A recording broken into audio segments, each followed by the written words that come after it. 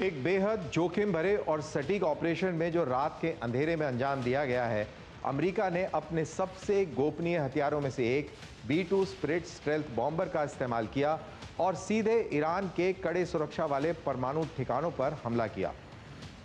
यह मिशन मध्य पूर्व में एक ऐतिहासिक तनाव बढ़ा देने वाला कदम था। हम आपको बताएंगे कि कैसे अमेरिका ने दशकों में अपने सबसे साहसी हवाई ऑपरेशन को अंजाम दिया। ये मिशन मिसूरी के व्हाइटमैन एयरफोर्स बेस से शुरू हुआ, जो B-2 स्पिरिट स्टेल्थ बॉम्बर का एकमात्र बेस है। इस बॉम्बर को खास तौर पर रडार से बचकर दुश्मन की सीमा के भीतर सटीक हमला करने के लिए डिजाइन किया गया है। B-2 ने अटलांटिक और फिर मेडिटेरेनियन के ऊपर हवा में रिफ्यूलिंग कर 11,000 किलोमीटर से अधिक नॉन स्टॉप उड़ान भरी। इस हमले के निशाने पर थे ईरान के 3 सबसे सुरक्षित परमाणु ठिकाने फर्डो, नतांज और इस्फहान। इन तीनों में से फर्डो सबसे बड़ी चुनौती थी। यह ठिकाना ईरान के कौम शहर के पास एक पहाड़ के नीचे छुपा हुआ है। माना जाता है कि यह जमीन से 200 फीट से भी ज्यादा गहराई पर बना है, जिसमें सामान्य बॉम्ब से नुकसान नहीं पहुंचाया जा सकता। लेकिन यह GBU-57 मैसिव ऑर्डिनेंस पेनिट्रेटर से नहीं बच सकता। ये 13,000 किलो के खास बंकर बस्टर बॉम्ब हैं, जो ऐसे मिशनों के लिए बनाए गए हैं। B-2 बॉम्बर उन गिने चुने विमानों में से एक है जो इस बम को गिराने में सक्षम है। अमेरिकी रक्षा सूत्रों के मुताबिक इस मिशन में कई B-2 बॉम्बर्स का इस्तेमाल किया गया, जो एक साथ बेहद सटीक फॉर्मेशन में उड़ रहे थे। हर विमान एक मैसिव ऑर्डिनेंस पेनिट्रेटर यानी GBU-57 बंकर बस्टर बॉम्ब से लैस था। सैटेलाइट डेटा, लेजर गाइडेंस और AI आधारित टारगेटिंग सिस्टम की मदद से हर बॉम्ब ने जमीन के नीचे बने ठिकानों को सीधा निशाना बनाया। हमलों का समय इस तरह चुना गया कि आम लोगों की जान को कोई नुकसान ना हो। सूत्रों का कहना है कि अमेरिका ने ऑपरेशन से पहले वहां इवैक्यूएशन पैटर्न पर भी कड़ी नजर बनाई हुई थी। सैन्य विशेषज्ञों का कहना है कि इस ऑपरेशन में पूरी तरह रेडियो साइलेंस रखा गया। केवल इनक्रिप्टेड सैटेलाइट कम्युनिकेशन का इस्तेमाल हुआ और ऑपरेशन में तालमेल बनाए रखने के लिए आसमान में एवैक एयरक्राफ्ट और KC-135 टैंकर्स मौजूद थे। पूरा हमला करीब 90 मिनट से भी कम समय में पूरा किया गया, जिसके बाद B-2 बॉम्बर्स ने पश्चिम की ओर रुख किया और एक क्लासिफाइड रिकवरी पॉइंट की ओर बढ़ गए, जिसके बारे में माना जा रहा है कि वो मेडिटेरेनियन यानी भूमध्य सागर के ऊपर स्थित था। ईरान की सरकार ने हमलों की पुष्टि की है, लेकिन उसका कहना है कि समय रहते लोगों को वहां से निकाला जा चुका था, इसलिए नुकसान सीमित रहा। हालांकि इस दावे की स्वतंत्र रूप से पुष्टि अभी तक बाकी है। अंतर्राष्ट्रीय परमाणु ऊर्जा एजेंसी यानी IAEA का कहना है कि अब तक रेडिएशन लेवल में किसी तरह की बढ़ोतरी नहीं दिखाई दी गई है।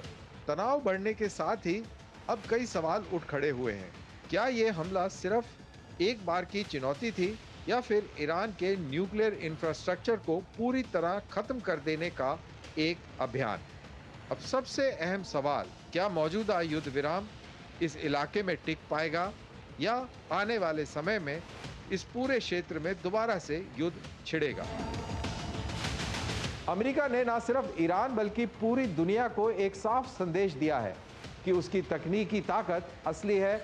अब वह हमला करता है तो दुनिया उसे महसूस करती है।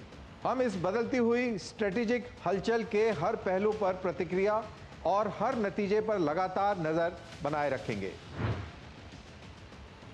यहां दुनिया के सबसे आधुनिक बंकर बस्टिंग हथियारों की तुलना की गई है, जिसमें अमेरिका का GBU-57 मैसिव ऑर्डिनेंस पेनिट्रेटर भी शामिल है।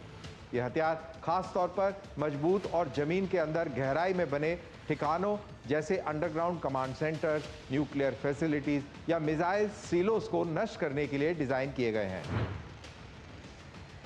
दुनिया के अलग अलग देशों ने अलग अलग बंकर बस्टर बॉम्ब्स का विकास किया है। तो आइए वीडियो वॉल और ग्राफिक्स के जरिए हम इन सारे बॉम्ब्स की तुलना करते हैं। सबसे पहले है GBU-57। इसको अमेरिका ने बनाया है और इसका नाम है मैसिव ऑर्डिनेंस पेनिट्रेटर और इसका वजन है 13,600 किलोग्राम यानी 30,000 पाउंड। ये 60 फीट यानी 18 मीटर तक के कंक्रीट के अंदर धंस कर फटता है। और अगर प्लेन ज़मीन की बात करें तो 200 फीट यानी 61 मीटर तक की धरती के अंदर घुसकर ये विस्फोट करता है। इसको सिर्फ और सिर्फ B-2 स्पिरिट स्टेल्थ बॉम्बर से ही गिराया जा सकता है। और हाल ही में इसका इस्तेमाल ईरान के न्यूक्लियर फैसिलिटीज़ के ऊपर किया गया। अब बात करेंगे हम GBU-28 की। ये भी अमेरिका द्वारा बनाया गया बंकर बस्टर बॉम्ब है।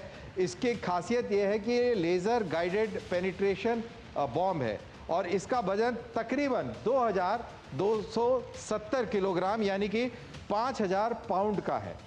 ये भी 6 मीटर तक की कंक्रीट के अंदर प्रवेश करके फटता है और इसको F-15E, F-111 और B-52 बॉम्बर से गिराया जा सकता है। और इसका इस्तेमाल 1991 में गल्फ युद्ध में, 2003 में इराक युद्ध में और हाल ही में इसको भी ईरान के ऊपर इस्तेमाल किया गया। फिर बात करते हैं ये रशिया के बंकर बस्टर की। नाम है इसका कैब 1500 LPR। बनाया, जैसे मैंने कहा, रूस ने है और इसकी खासियत भी ये है कि ये भी लेज़र गाइडेड पेनिट्रेटर बॉम्ब है। इसका वजन 1500 किलोग्राम का है और इसकी खासियत ये है कि ये 3 से 5 मीटर तक की कंक्रीट के अंदर धंस कर फटता है। इसको ले जाने वाले जो एयरक्राफ्ट्स हैं वो हैं Su-24, Su-34 और Su-30SM। इसका इस्तेमाल सीरिया के अंदर देखा गया जब वहाँ पर युद्ध चल रहा था।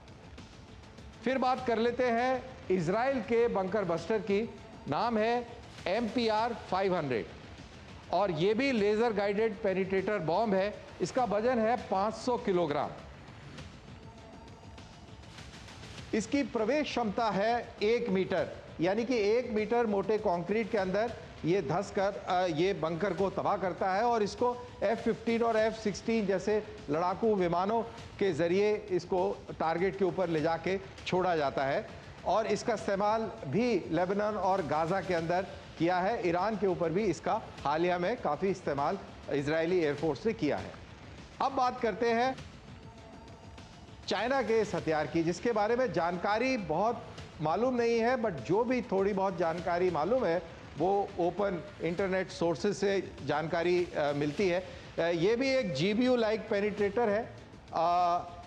चीन के द्वारा बनाया गया है। काफ़ी गोपनीय है पूरा सिस्टम, लेकिन ये YJ सीरीज़ का हिस्सा माना जा रहा है और इसका वजन अंदाज़ा लगाया जा रहा है कि 500 से 1000 किलोग्राम का होगा।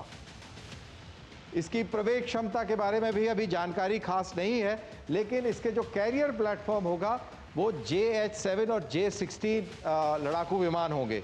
इसका इस्तेमाल माना जा रहा है कि नेवल टारगेट्स के ऊपर भी किया जा सकता है और ताइवान जैसे मुल्कों पर भी इसका इस्तेमाल किया जा सकता है और इसका अभी विकास जारी है।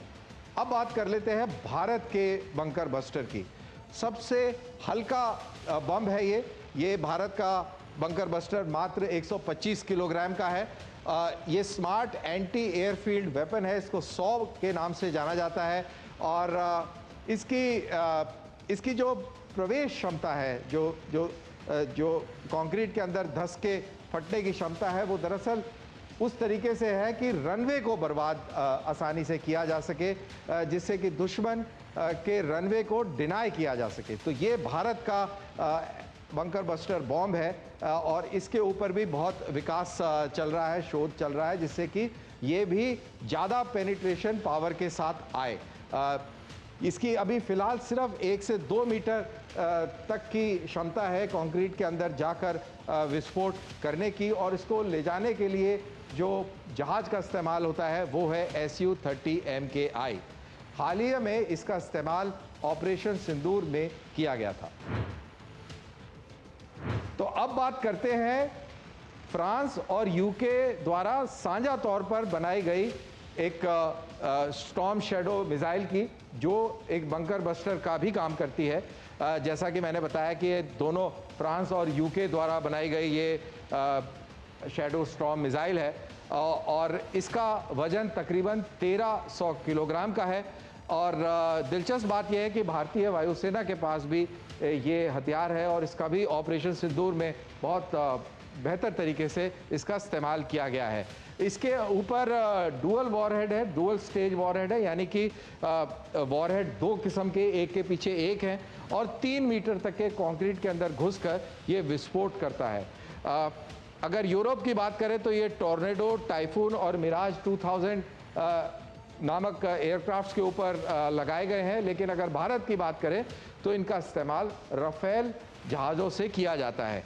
और अदरवाइज दुनिया के अंदर इसका लीबिया में, इराक में और यूक्रेन में भरपूर इस्तेमाल हुआ है और जैसा मैंने कहा कि इसका ऑपरेशन सिंदूर में भी हमने इस्तेमाल किया है।